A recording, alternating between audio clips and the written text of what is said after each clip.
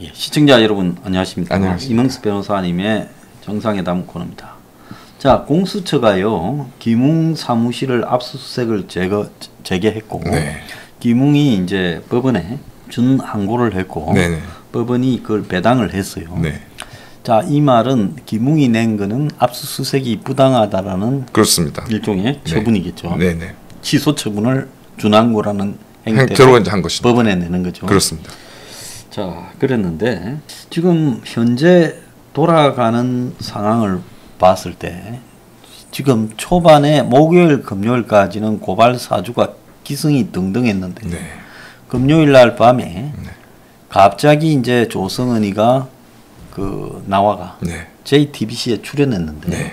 그 타임쯤에 아마 TV조선이 박지원하고 밥 먹은 부분을 확인이 끝난 상황일 거라고 보여요. 네. 그래서 상식적으로 보면 이게 이제 초점이 박지원한테 번질 것 같으니까 그렇습니다. 조성은이 이제 JTBC에 잽싸게 이제 나가겠다라고 네. 해서 네. 내가 제보자인데 네. 제보를 하려 한 게 아니라 사고가 났다. 네. 자, 이렇게 말을 했죠. 네. 자, 그것도 또 좀 이렇게 옹색한 상당히, 얘기인 거죠. 예, 그건 뭔가 하면 마치 내가 이 박지원을 보호하기 위해서 한 말이라고 봅니다. 그렇습니다. 그리고 조성은이 숨어 있었던 것도 박지원이 드러날까봐 그랬을 그렇습니다. 거라고 봐요. 네. 그래서 조성은이가 내가 처음부터 앙심을 품고 하려다 했으면 조성은이 왜 저러는가에 대한 그 배우에 대해서 규명이 나올 거 아닙니까? 그렇습니다. 그러니까 그게 아니라 그냥 기자하고 이야기를 나눴는데 기자가 내 뜻하고 관계없이 밀어붙여서 보도했다. 뭐 그렇게 말을 한 거 아니겠습니까? 그렇습니다. 네. 그렇게 이제 해서 나왔는데 참 웃기는 거는 뒤에 박지원하고 그 사이에 밥 먹었고 박지원이 자주 연락했고 그 뒤에도 또 만났다고 말을 했으면 네. 다음날 토요일 날쯤에는 그걸 보도한 조선일보부터 시작해서 신문들이 떠들썩하게 해야 될 건데 조성은 JTBC 출연해서 한 말 말미에 몇 줄로 달았어요. 네. 그러면서 또 짱을 봅니다. 네. 비굴하게. 네. 그래서 대한민국이 이게 민주국가인가? 예, 어떻게 보셨어요? 하여튼 말씀하신 것처럼 뭐 저는 이제 JTBC나 이제 이런 것들 안 봐서 이제 그랬는데 하여튼 저 그것까지는 제가 잘 몰랐고 말씀하신 것처럼 토요일 날도 하여튼 그 저는 JTBC 나서 출연해서 얘기한지도 몰랐으니까요. 그래서 그런 상황인데 이제 이게 보니까 어제 이제 SBS에 이제 그 녹화본에 네. 이제 그 문제에 뭐 이 9월 1일 날 이게 보도가 된 거는 원장님이나 제가 원하던 게 아니었습니다라는 날짜가 아니었다. 네, 날짜가 아니었다라는 이제 내용이 인터넷 이제 그 게시판에 이제 그 인터넷에 이제 유튜브에 내용이 나오면서 이제 이게 막 그러니까 원래 총 30분을 녹화를 했는데 네. 그 중에서 이제 5분짜리를 유튜브에 올리고 네. 인터넷에만 3분짜리는 방송에 나갔다. 네. 그러면 이 SBS는 바보입니까? 예, 그러니까 그래서 방송이 이 녹화를 쭉 뜨가 네. 걔를 몇 분 한 3분 정도로 하려면 그 제일 엑기스가 그렇습니다. 박지원이죠. 네, 나나 박지원이 원했던 날짜가 아니었다라는 게 핵심 아닙니까? 그렇습니다. 그런데 왜 그거는 빼버리고 방송에는 다른 걸 내보내요? 그러니까 그만큼 지금 이제 언론이 완전히 언론으로서의 그것도 사명을 완전히 잊어버리고, 그러니까 결론적으로 근데 또 너무 이게 뉴스 가치도 너무 중요하지 않습니까? 그러니까 아니 예를 들어서 뭐 연예 뉴스가 나오더라도 거기에 뭐 국정원장 박지원이 언급이 돼도 이게 탑 뉴스가 될 건데, 아니 정치 현안 뉴스에 지금 가장 핫한 뉴스에 그 국정원장 박지원이라는 이름이 언급되는 게 얼마나 이게 뉴스로서 가치가 어마어마한 겁니까? 그래서 뭐 의도적인 걸로 저는 생각이 뭐 그것까지 정확하게 모르겠습니다. 어쨌든 했겠지만은 네, 어쨌든 유튜브 자기들이 직접 보도는 안 하고, 인터넷판에는 올리놓고 종이 신문에는 또 빼고 그렇습니다. 또 저 8시 뉴스에는 빼고 유튜브에는 올리는 이런 방식으로 지금 가고 있다. 그래서 이제 이거를 이제 뭐 우파 유튜버를 포함한 이제 그 네티즌 뭐 시민들이 이제 들고 일어나니까 마지못해 이제 보도하는 듯이. 자, 이게 민주주의인가? 이 여러분은 잘 좀 생각해 보십시오. 자, 이 사건의 개요를 한번. 네, 그래서 잘 뭐 이렇게 하시면 한번 이제 너무 좀 내용이 복잡해서 좀 한번 정리하면은, 예.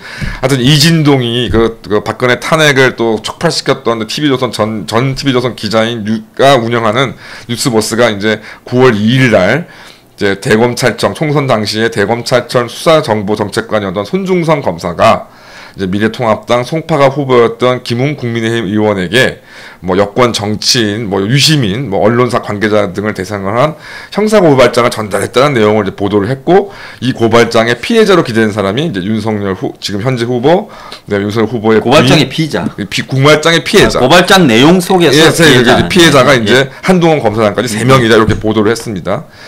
그러다가 이제 이진동이라는 자가 이제 자랑스럽게 이제 TBS 또 김효준의 뉴스 공장에 출연해서 접수처를 당시에 대검으로 정한 거는 이제 그 당시 이제 그 김웅학의 고발을 하면서 그 고발장의 접수처를 대검으로 기재를 했는데, 그걸 정한 것은 대검이 주인 검사 혹은 담당 검사까지 지정할 수 있기 때문이고, 결국은 이 말의 끝은 이 모든 이제 고발 사주라는 것이 윤석열 당시 검사총장의 주도하에 이루어진 것이다라고 얘기를 했습니다. 근데 여기에 대해서 손중성 검사는 당연히 즉각 부인을 했는데, 김웅 이 양반이 계속 이제 문제가 됩니다. 김웅은 최초 그 인터뷰에서부터 이 내용을 부인하지는 않았습니다. 다만 얘기한 게 당시에 자기가 이러이러한 당에서 직책을 맡아서 많은 제보 내용들을 받았고, 당에 이제 담당하는 인사의 그 내용들을 너무 많이 전달했다. 손중성 검사가 그런 고발장을 나한테 보냈는지 안 보냈는지 난 기억이 없다. 이렇게 얘기를 했어요. 그리고 손준성한테 받았을 수도 있다라고. 이런 식의 취지를 얘기했었죠. 그런데 이제 그 직후에 또 뉴스버스가 이 관련해서 김웅과 그 취재 기자가 통화한 내역이 있는 것을 공개하지 않았음을 이제 확인이 됐습니다. 근데 그 더한 내용을 보니까 김웅은 그 뉴스버스트 취재 기자와의 통화에서는 해당 고발장은 내가 작성한 것이다. 윤석열하고는 관계가 없다. 이런 식으로 답변하는 게 이제 그 녹취가 공개가 되면서 또 논란이 또 벌어지니, 그리고 김웅이가 끝내 이제 9월 8일날 이제 기자회견을 하는데, 여기서도 진짜 기존의 내용에서 하나도 바뀐 게 없는. 특히 가장 의아스러웠던 거는 제보자를 말을 했으면 그렇습니다. 나왔을 건데, 네. 다른 캠프에 있다고까지도 이야기를 하면서 네. 제보자에 대해서는 끝내 말하지 않았어요. 그렇습니다. 김웅이 뭘 하자는 거냐. 그거는 김웅이 나중에 공익 제보를 걸리더라도 그렇습니다. 국회의원으로서 면책 특권도 있고, 그렇습니다. 또 한편으로 봤을 때는 이 부분이 자신에 대해서 공작적으로 가는 부분도 있기 때문에 자신을 방어하기 위해서 아직도 권익위원회가 공식적인 제보자라고 안 했기 때문에 나중에 가야 이게 재판에서 입증되는 거지, 자기가 현재 이걸 밝혔다 하더라도 크게 피해볼 일이 눈앞에 있는 것도 아니거든요. 그렇습니다. 사실 큰 문제가 될 경우는 아닌데, 하여튼 계속적으로 애매모호한 입장을 고수합니다. 그러니까 취지는 취지는 이겁니다. 당시에 내가 당에서 총선에서 이러이러한 제보 내용을 내가 엄청나게 많이 접수를 했다. 그래서 이거를 다 당의 관계자한테 전달을 한 건 사실이다. 근데 그 내용 중에 손중성과 관련된 게 있었던 것 같기도 하고 없었던 것 같기도 하다. 그러니까 내가 지금 이 내용을 지금 나는 뭐 휴대폰에도 내용이 없고 PC에도 내용이 없어서 이걸 내가 확인할 수 있는 방법이 아니다. 그래서 결론은 뭐냐? 이거 수사가 진행해야 된다. 김웅 입에서 수사를 진행해야 된다는 얘기가 나왔었습니다. 네, 수사의 진실이 밝혀져야 된다. 밝혀진다. 이렇게 얘기를 했었습니다. 네, 자, 그러니까 그날부터 이제 오후에 바로 압수수색이 들어간 겁니다. 그러면 도대체 이 수사 지금 이제 공수처 지금은 또 공수처의 압수수색이 뭐 불법한 것이라고 지금 얘기를 하고 있는데, 그래서 뭐 자신이 피해자인 것처럼 지금 주장하고 있는데, 과연 이 공수처나 대검이나 이 관련 기관들의 지금 수사를 촉발시킨 게 누구냐? 저는 김웅이라고 생각하거든요. 저는 9월 2일 보도 이후에 김웅이 계속 저런 발언을 통해서 이 사건을 키워온 장본인이다. 그렇습니다. 그래서 김웅의 진짜 속셈이나 의도가 무엇인가 하는 것도 굉장히 의문이에요. 의문스럽습니다. 그러니까 또 게다가 예를 들어서 김웅이 뭐 법을 잘 모르는, 하다못해 모르는 사람 없겠습니까만은 법을 잘 안다고 할 수 없는 사람이면 모를까? 김웅 스스로가 매일 주장하듯이 검사로서, 변호사로서 지금 이렇게 하고 있는 사람이 이렇게 상황이 될 줄 모르고 그렇게 애매모호한 태도를 취했는가? 저는 한 가지 말씀드릴 수 있는 게, 예를 들어서 이걸 내용을 뭐 확실하게 부인하거나 인정한다 그러면 이 부분에 대해서 이런 좀 이렇게 수사의 속도가 이렇게 좀 조절될 수가 있습니다. 예를 들어서 나는 그런 사실이 없다 한다면 수사기관 쪽에서는 이 사람의 진술이 사실이 아닌 걸 무언가 또 내세워야 뭐 법원에서도 압수수색이 필요하다 안 필요하다 좀 고민해 볼 수가 있는데, 본인 스스로가 나는 모르겠다, 그랬을 수도 있을 것 같다, 뭐 손준성 검사 명의로도 뭐가 왔던 것 같다, 근데 뭐 손준성 검사가 보내지 않은 것도 있지 않겠냐? 그러면 결과적으로 이거는 수사를 해봐야 되고 증거를 확보해야 된다. 그럼 법원에서는 당사자 스스로가 이렇게 헷갈려 하고 있으니 빨리 그럼 수사기관이 압수수색을 좀 해가지고서 증거를 좀 확보를 해야 되겠구나 라고 판단을 낼 수 있는 길이 더 열려버리는 상황이라고. 또 김웅이 속한 계보의 보스랄 유승민도 또 지금 그렇죠. 그러니까 이제 이럴 때 이제 그 기자회견 직전에도 유승민은 뭐라고 했냐면 그러니까 이게 이제 녹취록이 공개되지 않았다는 것 때문에 파문이 일어서 김웅의 말이 과연 무엇이 진술이냐가 논란이 있을 때 유승민은 뭐라 그랬냐면 김웅 의원에 대해서 뭐 비겁하다는 이런 얘기가 있지만 자기가 김웅 의원에게 정치를 하면서 최선의 대응 방법은 정직이다. 모든 걸 있는 그대로 사실대로 이야기하라고 했다라고 본인이 아주 인터뷰를 했었습니다. 그러니까 이런 내용을 봤을 때 당시 논란은 김웅이 최초 문제가 그러니까 뉴스버스의 보도 이후에 인터뷰의 내용과 녹취록에 공개된 내용이 상반돼 있기 때문에 무엇이 김웅의 이야기냐? 당연히 여론이나 제 생각에도 이것이 준비된 답변이 아니라 취재 기자가 바로 다이렉트로 전화 걸어서 그때 총선에 그 고발장 뭐 이런 내용이 있는 게 그게 윤석열하고 관계가 있는 것이지요라고 바로 질문했으니까 전화해서 그거 내가 쓴 겁니다. 윤석열 관계없어요. 이 말이 더 진실성이 높다고 좀 보여지는데 이 부분에 대해서 유승민이 굳이 진실을 얘기해라. 그리고 이것의 이 요구에 맞춰 아주 맞춤 답변이라도 하듯이 김웅은 기존의 그 모호한 입장, 수사를 유도하는 그 답변을 그대로 유지함으로 해서 도대체 이 부분에 대해서 김웅의 진짜 입장이 도대체 뭐냐, 왜 그런 모습을 보이느냐라는 그런 부분이 됐고, 결국 유승민은 이제 최근에는 아예 그냥 김웅은 단순한 전달자에 불과하고 몸통은 윤 전 총장과 손준성 검사다. 그 다음에 김웅 의원에 대해서 의원직은 그만뒀지만 앞으로도 이 사건을 떠나 좋은 정치인이 되기를 바라는 마음이다. 그러면서 또한 문재인 정부의 검찰을 100% 믿을 수는 없지만 검찰이 앞으로 수사를 하면 증거가 나오지 않겠냐. 이 인터뷰 내용, 유승민의 인터뷰 내용을 보면 말이 앞뒤가 맞는 게 다 하나도 없습니다. 거듭 말씀드리지만 만약에 이 사건이 실체한다 그러면 김웅도 참고인으로 끝날 것이 아니라 현재 검사가 현재 검사로부터 전달받은 개인정보가 담긴 판결문이나 그런 고발장들을 그걸 어쨌든 진행을 하라는 의미로 누군가 전달했다는 얘기 아니겠습니까? 이것이 어떻게 김웅이 참고인으로 끝날 일입니까? 그리고 손준성에 대해서 이제 배우에 윤석열이 있다라는 식에 대한 가장 강력한 암시를 유승민이 했죠. 그렇습니다.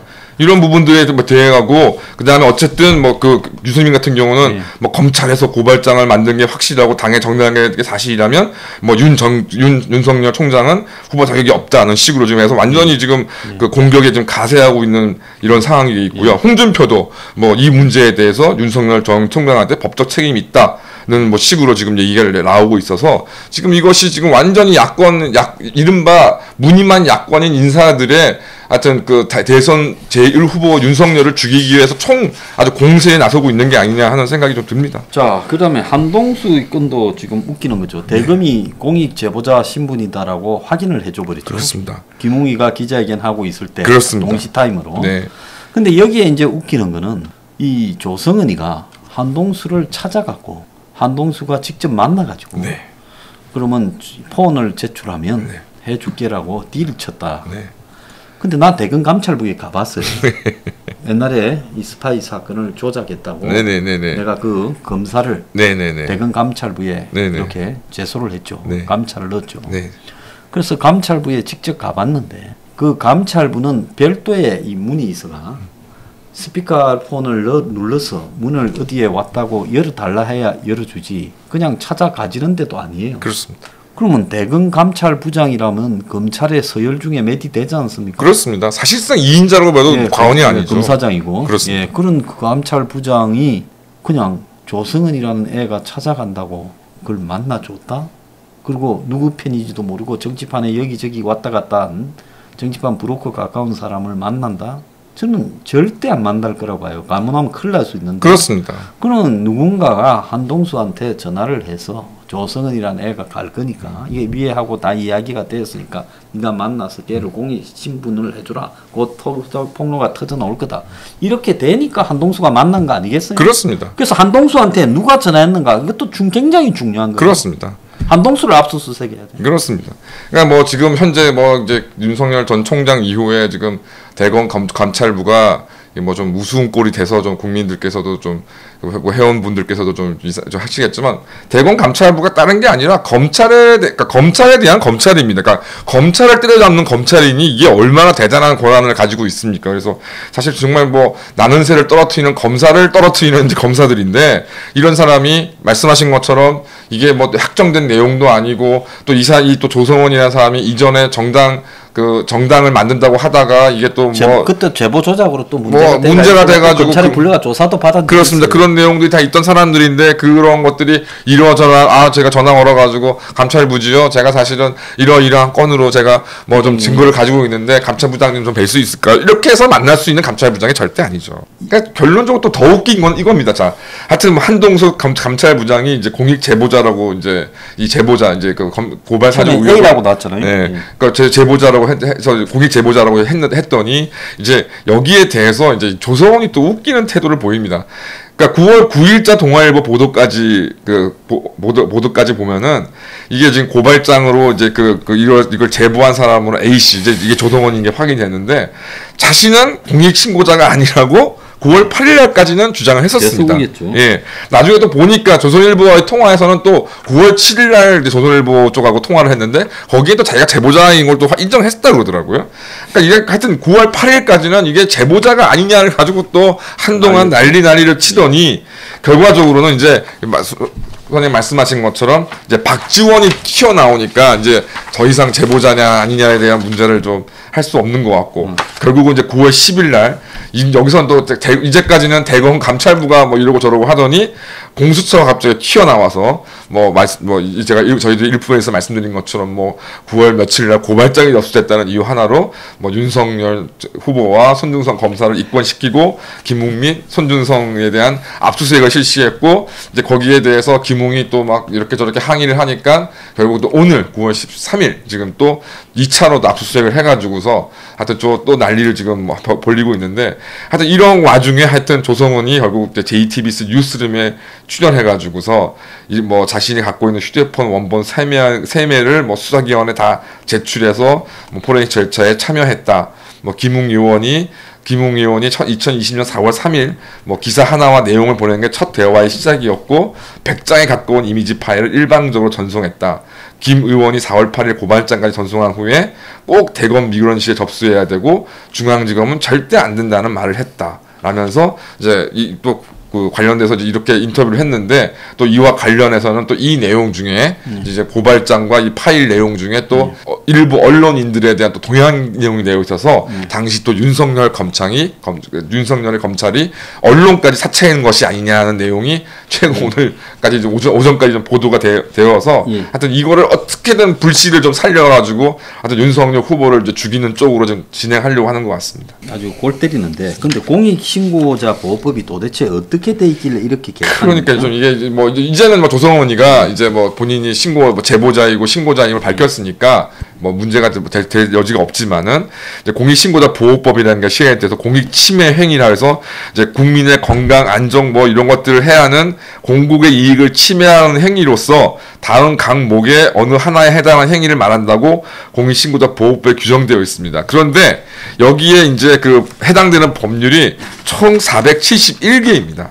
제가 그 별표를 한번 뽑아봤더니 눈에 띄는 법이 뭐 가축 및 축산물 이력 관리에 관한 법률, 가축 전염법 예방법, 갯벌 및 그 주변 지역의 지속 가능한 관리와 보호에 관한 법률. 그러니까 여기에 관련 처벌 규정에 위반됐다고 하는 행위로서 이게 국민의 건강과 안전 등에 해가 될 내용이 있으면 공익 침해 행위고 이거를 신고를 하게 되면 이제 공익 신고에 해당되고 이 신고를 하는 사람이 이제 공익 신고자인데 결과적으로는 이제 이 부분에 대해서 이제 사실은 좀 문제가 김웅이 좀 문제를 좀 하면서 몸을 사렸던 근거가 된 것이 이제 이 공익신고자 보호법의 제 12조 제 1항에 보면 누구든지 공익신고자 등이라는 사정을 알면서 그의 인적 사항이나 그의 공익신고자의 등임을 임의로 알 수 있는 사실을 다른 사람에게 알려주거나 공개 또는 보도하여서는 아니 된다.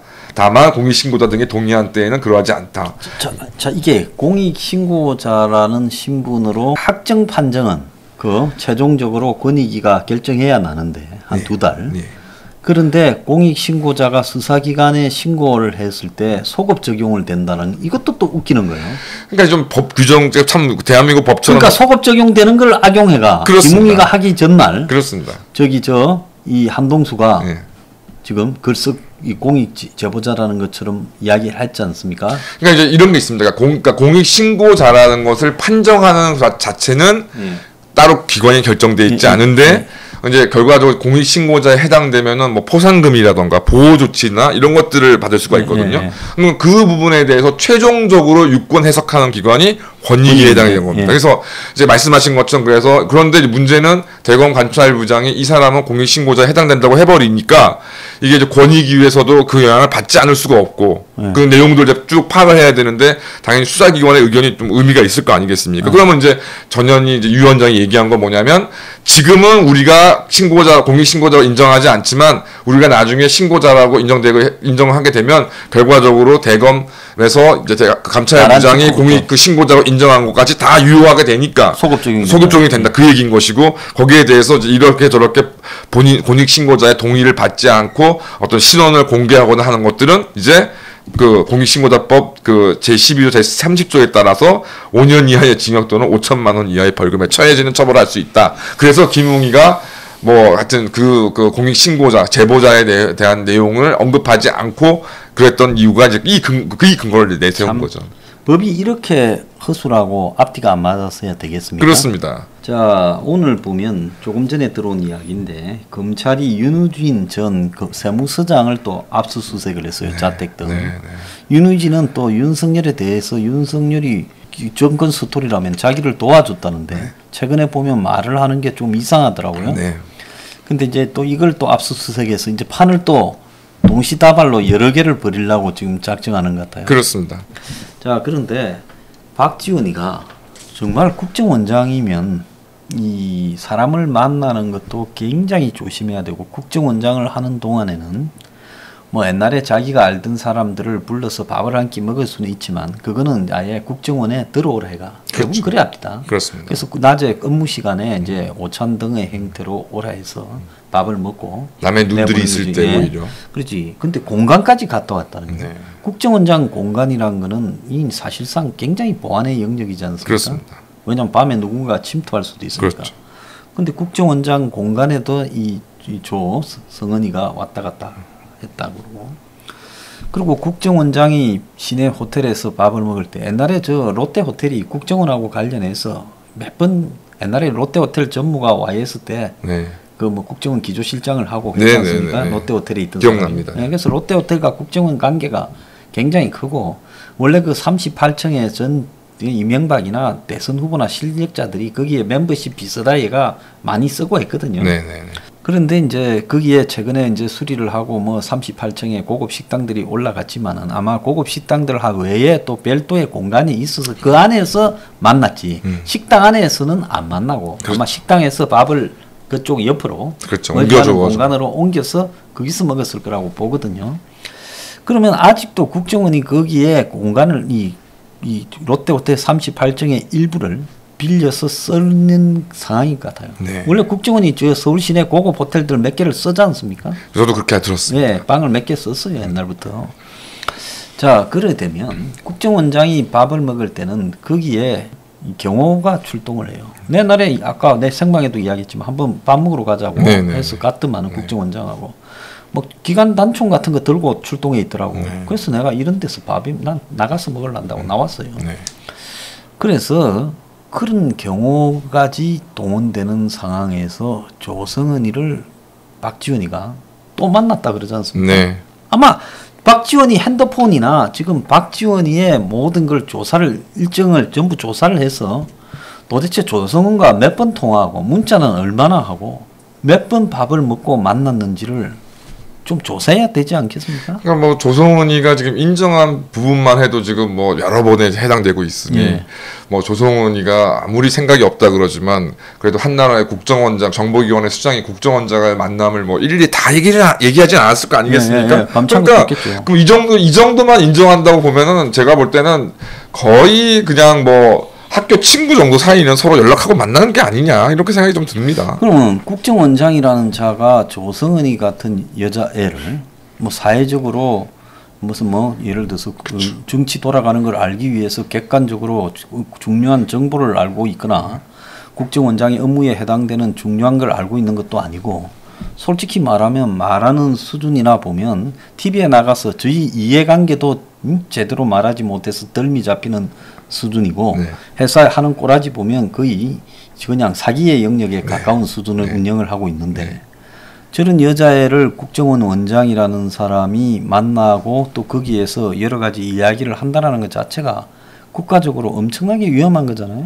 그러니까 딱 두 가지 경우밖에 없지 않겠습니까? 한 나라의 정보기관의 수장이 어떤 사람과 굉장히 긴밀하게 만났다는 것은 예. 말씀하신 것처럼 세 가지가 있군요. 첫 번째 선생님이 말씀하신 것처럼 이제 뭔가 그 사람의 정보 어떤 원으로서 가치가 높거나 아니면 인간적으로 굉장히 친밀하거나 아니면 세 번째 이 사람과 무언가 중요한 일을 함께 도모하는 그런 경우여야 되는 것 같은데 최소한 이 조성원이라는 사람이 대단한 정보를 가지고 있는 사람은 당연히 아닐 거라고 생각이 좀 들고 그럼 나머지 둘 중에 하나가 아니겠냐 내지는 둘 다가 아니겠냐 생각이 들고 만약에 그런 게 둘가 지금 저희가 말씀드린 내용이 아닌데도 국정원장이 조성원과 그렇게 자주 만나서 밥도 먹이고 얘기도 하고 그랬다 그러면 이건 정말 박지원이라는 사람이 정말 공직자로서의 기본이 안 돼 있는 사람이다. 그걸 스스로 인정하는 것밖에 안 된다고 생각합니다. 그 옛날에 CIA 국장 그 아프간의 미군 사령관도 했던 네. 전설적인 그 대장이 CIA 국장을 하면서 한 여성하고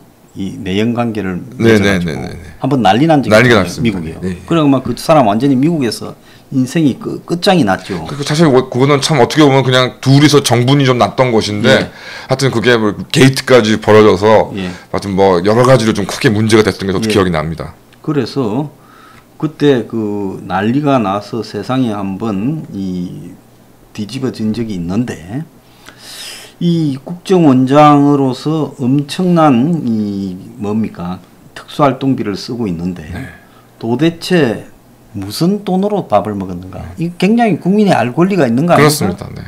38,000원도 아니고 1인당 38만 원짜리라고 하니 28만 원짜리 하니 그래서 지금 미국 CIA 국장 불륜 스캔들 파문이라고 2012년 11월 달에 나왔죠. 네네 기억납니다. 그래서 데이비드 패트레이어스 CIA 국장 미국 아프간 사령관을 했던 사람이 그때 이후에 완전히 이 섹스 스캔들을 일으켜서 난리가 났었습니다.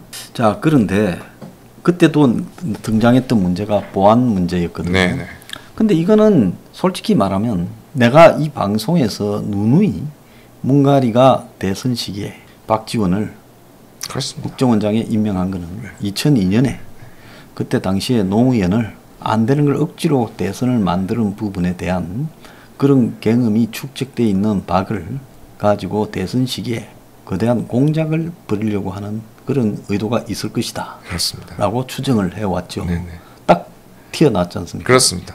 그리고 이 정권이 망할 때는 이게 문제가 되는 게 정권의 여러 가지 이 문제의 이 여러 가지 행태에 대한 폭로가 튀어나와서 이 뒤집어질 거라 했는데 이번에 딱 보면 조성은이에 대한 SNS 단속을 박지훈이가 못한 거 아니겠어요? 그렇습니다. 그 전에 조성은이하고 주고받았던 거를 조성은이한테 너 하지 마라 해야죠. 페이스북을. 그렇죠.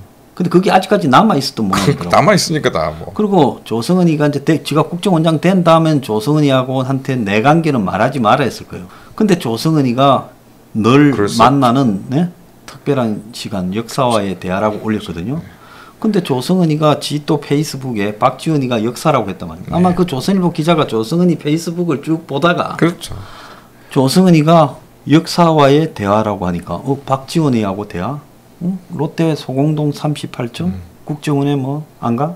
이런 식으로 스토리가 번져가면서 곧바로 확인에 들어갔을 거예요. 그러니까 뭐 금방 추론이 되지 않겠습니까? 네. 그러니까 박지원이가 천하의 여운 척해도 이 조성은이 페이스북을 하나 단속을 못했다. 이거 핵심 아니겠어요? 그럼 뭐 그렇게 보여지고 조성원 같은 사람은 결과적으로 그 많은 그 뭐 나이가 아직 얼마 안 되는 사람이 뭐 어떤 관계인지는 제가 모르겠으나 하여튼 뭐 80이 좀 넘거나 그로 되는 노인들을 만나는 이유야 그게 자신이 원하는 바가 있는데 그거를 어떻게 그 비밀을 지켜주고 만날 수 있기에는 만나기에는 너무나 그 만남이 소중하기 때문에 그걸 공개하지 않을 수 없죠. 공개하지 않을 거면 뭐하러 박지원과 만나겠습니까? 그 조성은이가 지 차만 자랑 안 하고 또 뭐 이사간 아파트도 자랑 안 했으면 될 건데 어떻습니까? 회사에 온갖 공단의 연체가 주어지고 이 의료보험 공단이나 그래서 잡이 되고 이 직원들 한 명의 평균 연봉이 1,880만 원밖에 안 되고 그걸 못 줘가지고 직원이 나가서 안 이러고 좋은 소리를 저러고 하고 나갈 때까지 돈도 그것도 못 주고 그런데도 IFC 몰에 공유 사무소에 자기 사무실을 두고 네. 그럼 팽당 뭐 110만 원 한다 그래요. 네. 그리고는 그 저기 중소기업 벤처 뭐 공단에 6,100만 원을 못 갚고 국세 500만 원도 못 갚았다는 거예요. 그러면 이건 사업이라는 거는 올마이티 뭐 라는 데서 하는 사업이라는 거는 거의 뭐 사업 같지도 않은 거 아니겠습니까? 떨떠리가 났다고 봐야죠. 예. 그러니까 정상적인 이제 그 뭐 사업을 하는 사람이라면 뭐 그러니까 그거에 대한 책임을 지고 뭐 극단적인 선택을 하는 경우도 계시지만 그렇지는 않다 하더라도 지금 이런 상태면은 사업체를 정리하는 게 맞죠. 더 이상 이 사업체를 유지해야 될 이유가 전혀 없다고 생각합니다. 자, 그런데 거기 차가 그 뭡니까? 이 삼지창차. 네, 마세라티. 예. 거기에 기블리라고. 네. 2억짜리라고 해요. 네. 뭐. 그리고 아파트가 44평. 네. 이 수익원이 거의 없는 사람이잖아요. 네. 네. 회사 그 정도면. 만약에 그 회사 수입원이 그 따로 있다고 하면 이건 좀 횡령으로 처벌받아야 될 상황이죠. 네. 근데 수익원이 거의 없는데 그런 생활을 하고 이렇다면 그것도 정말 돈 생기는 데가 따로 있으니까 저런 생활을 할 수 있는 거 아니겠습니까? 그렇습니다. 그러니까 이거 뭐 참고로 좀 그러니까 좀 방송하시는 분들한테 말씀드리겠는데 이게 좀 뭐 수동이 잘 아시겠지만 누구를 이제 만나려고 했는데 그 사무소나 이런 게 뭐 강남 파이낸스 센터라던가 뭐 여의도의 IFC 그런 뭐 애들 있죠. 예, 번쩍하게. 그러니까요. 그래서 가면 기 팍 죽여버리고. 그러니까 뭐 예를 들어서 이제 그게 뭐 대기업이고 뭐 이런 거면은 당연히 그런 정도의 이제 그런 입주해서 되는 게 있는데 별로 그런 것 같지 않은데 그런데 입주해 있는 회사 거의 99.9%가 좀 사기야 연루될 수 있는 가능성이 굉장히 높고 실제로 7년 전, 8년 전에 그 IDS 홀딩스라 그래서 수천억 이상 되는 그 다단계 피라미드 금융 사기에 했던 그 업체도 그 회 본사 사무실이 IFC 있었습니다. 네, 그러니까 자기가 꾸린 사람들이 주로 남한테 보여주려고 네. 그렇게 하고 그건 사업이 목적이 아니라 사업은 이 장식용이고 그렇죠. 실제로 목적은 다른 데 있습니다. 그렇죠. 그렇게 한다. 자, 오늘 그 지금 벌어지고 있는 이 고발 사주가 이제 제보 청구로 바뀌는 뭐 현장에 와 사건에 있습니다. 대해서 임 변호사님 모시고 이야기를 나눠봤습니다. 아마 이제 다음 주나 아마 좀 계속 이 얘기를 말씀을 드려야 될 일들이 생길 거 예상이 됩니다. 근데 추석을 앞두고 우리 이야기도 이제 추석 연휴에 네. 방송이 될 건데 추석을 앞두고 지금 이런 스토리들을 이 고발 사주했다고 그걸 상에 올려서 윤을 죽여버리려고 했을 건데 엉뚱하게 조성우가 박지원이가 상에 올라가게 됐어요. 네. 인과응보입니까? 인과응보로 생각합니다. 예. 하늘이 있고 신이 있는 것 같습니다. 자, 오늘 방송 마치겠습니다. 감사합니다. 감사합니다.